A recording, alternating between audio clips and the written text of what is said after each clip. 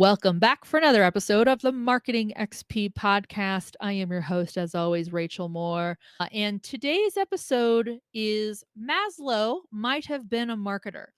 If you have not heard of Maslow, that would be Abraham Maslow. He is the creator of this thing we call Maslow's hierarchy of needs. Now, this all chases down to pyramids, y'all.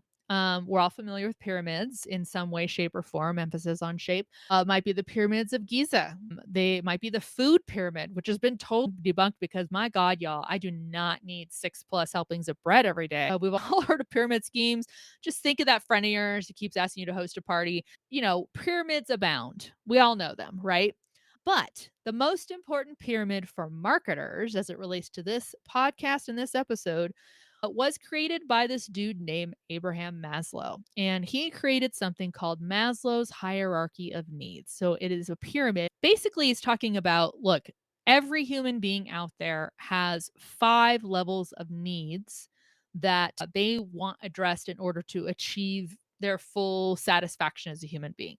Now, we could wax philosophical about this and realize that, well, most people don't probably achieve all these things, or maybe they do for certain portions of their life.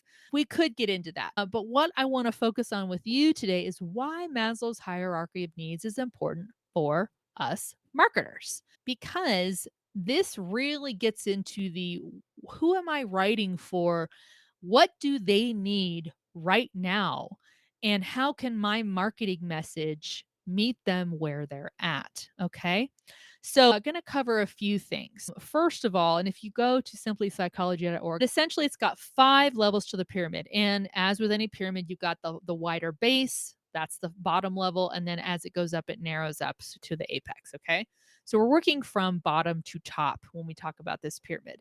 So as Maslow developed these hierarchy of needs and he's kind of, he's assessing what does a typical human being need slash want in their lives. First, let's cover something that Maslow called the deficiency needs. So he talked about these are things that if they are not present in a human's life, they are deficiency. They have a gap that's can be kind of major for them before one could even try to get to one where one is growing as a human being. But the deficiency needs basically are the bottom 4 tiers of this 5-tier pyramid. So again, starting at the bottom, you talk about the physiological. I want each of you to think about this. If you did not have air, you didn't have enough oxygen and couldn't breathe. If you didn't have water or food, or you don't have shelter, or you're not getting enough sleep, you don't have clothing, or you're not able, there's reproduction and we don't have that as humans. All of these are physiological needs that if we lack these things, our life is in danger. Some of you may be able to think about people who might have asthma. The air thing is real. Some of you might be like, well, we have oxygen, it's fine. Yeah, but there are some people who have trouble with clean drinking water. There are parts of the United States right now that have to use bottled water or boil their water because the drinking water is not sourced right. It's bad. Food, obviously, there are food deserts. There are people who are begging for food and meals every day. I think about free lunches at school, and they're trying to, a lot of times that may be the best meal that are some children out there. Okay. Shelter. Hello. I don't know if y'all have seen the housing market lately. And I just can tell you right now, there's no way I'd afford my home today. And even we're talking about people renting apartments. There's no college graduate out there, college student is able to afford. We're talking about my son. He's graduating high school in a year. He's not going to be able to afford an apartment by himself. There's no way. A friend of mine, her 2 daughters are looking for help with their apartment. It's just impossible with prices now. So what about sleep? If you're not able to sleep, I mean, whether someone's an insomniac or they have anxiety, have been there where you're not getting enough sleep. And let's all think about the Nightmare Before Elm Street, man. We saw what was happening to people when they were not able to sleep because Freddy Krueger was coming after them. So that's a big thing. Clothing, reproduction, those are the basic needs of a human. So typically, before any human's going to listen to your message, they need those needs met. Now, some of you out there might be marketers for organizations that actually help meet these physiological needs. In that instance, your message is going to meet the bare, necessities of that audience where it's like, We have a food kitchen. Go here. There is a shelter over here. There are free blankets here. If someone sees that message and it's going to make sure that these needs are met, probably going to get some rapid response. Okay. So let's say that those needs mostly are met. Then we have the safety needs, which is about health, it's employment to make sure you can earn your living.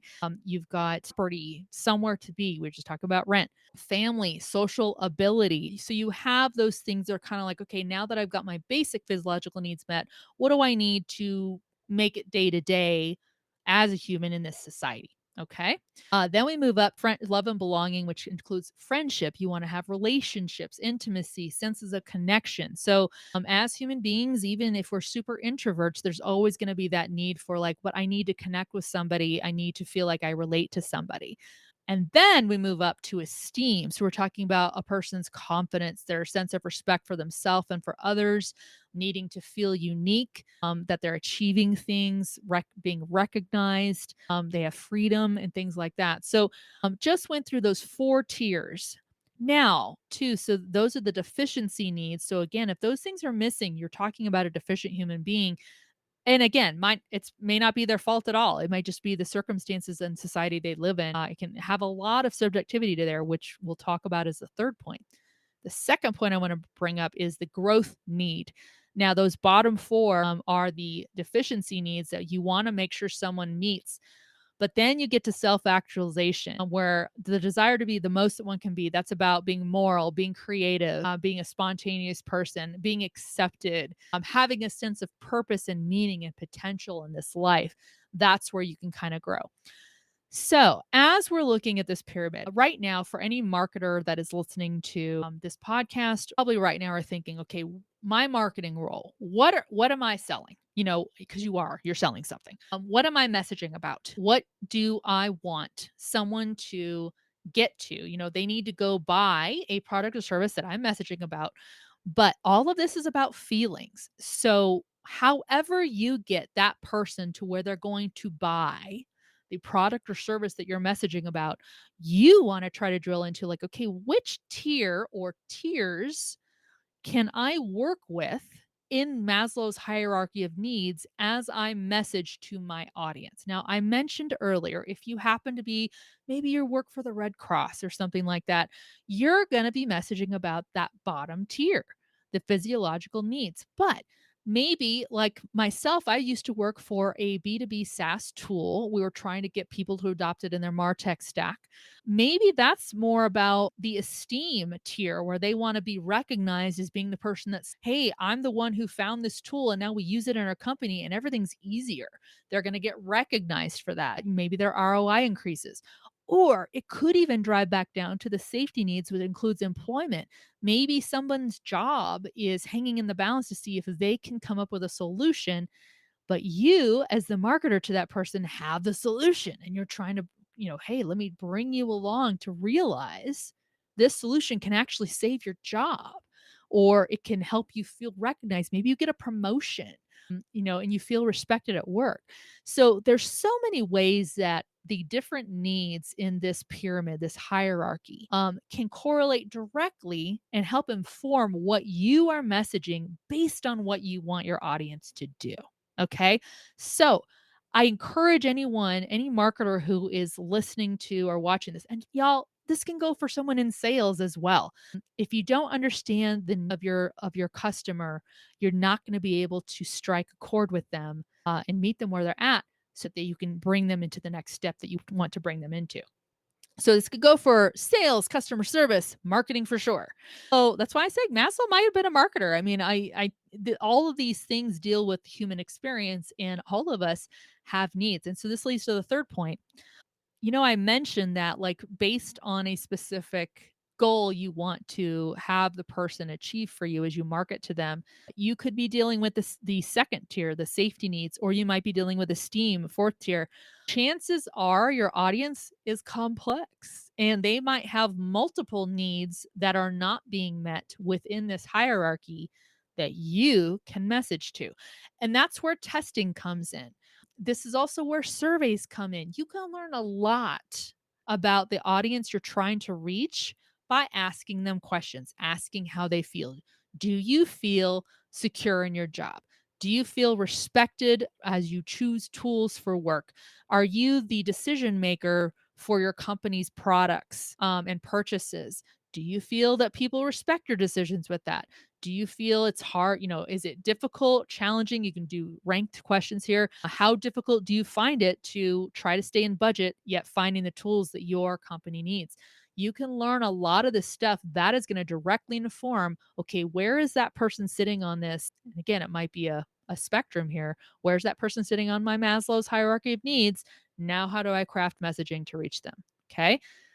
You're going to hear a lot of these episodes talk about the humanity around marketing because we're talking to humans. I get hangry. I got a little hangry today. Like if I was scrolling my feed on social, I was really not going to care about anything that wasn't food related.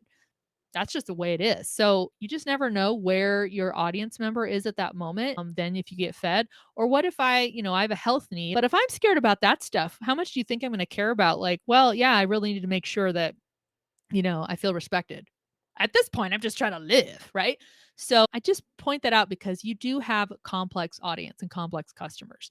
I have a feeling you're going to want to have a broader approach where you're not just focusing on one thing. Okay. You want to try to incorporate and test and see like which one of these things is resonating with my customers.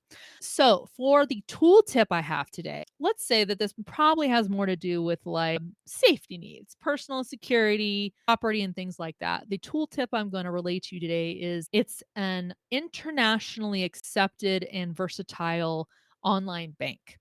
I use wise.com for my entrepreneurial banking needs, and it comes in handy because I do have international clients, people in India, people in the UK, and also people in the United States.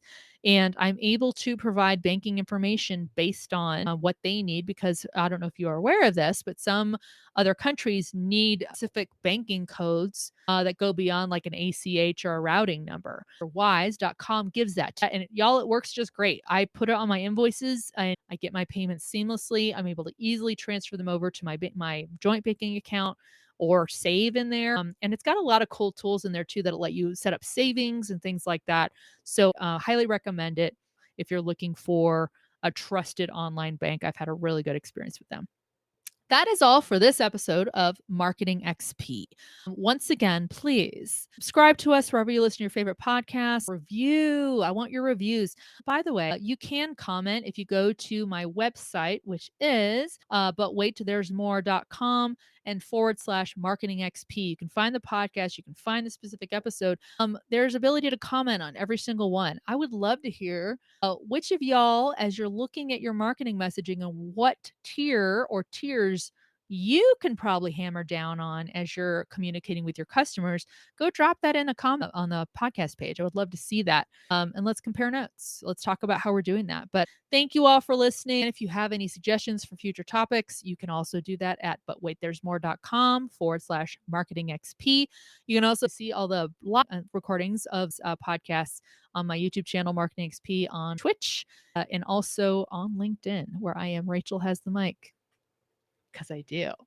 All right. Thank you all for listening, and we'll catch you next time on another episode of Marketing XP.